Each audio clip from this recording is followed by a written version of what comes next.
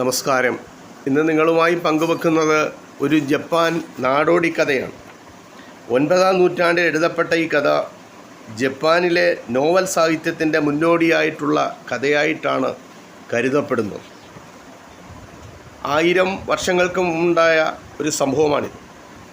1000 വർഷങ്ങൾക്ക് മുമ്പ് ഒരു വൃദ്ധൻ തൻ്റെ ഭാര്യയോടൊപ്പം തനിച്ച് താമസിച്ചിരുന്നു.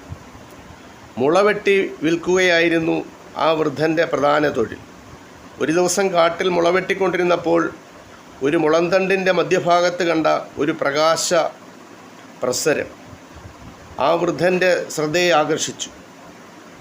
അയാൾ അതിൻ്റെ അരികിൽ പോയി നോക്കി. മുളം തുളയിൽ ഒരു ബാലിക ഇരുന്നിരുന്നു.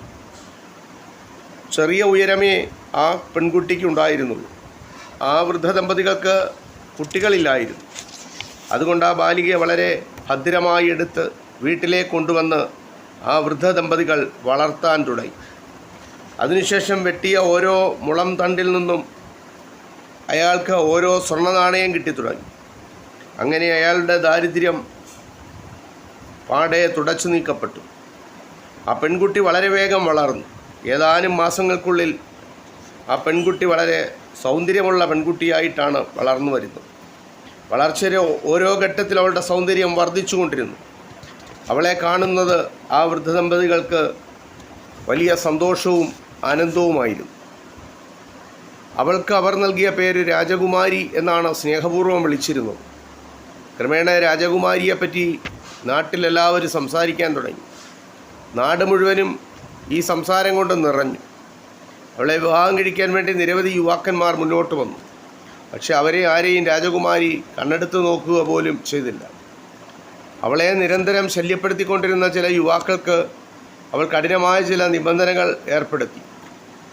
ലോകത്തിൽ ലഭ്യമല്ലാത്ത ചില വസ്തുക്കൾ കൊണ്ടുവരണമെന്ന് രാജകുമാരി നിർദ്ദേശിച്ചു. അത് നിറവേറ്റാനാവാതെ ആ യുവാക്കളെല്ലാം തോറ്റ് തുന്നം പാടി.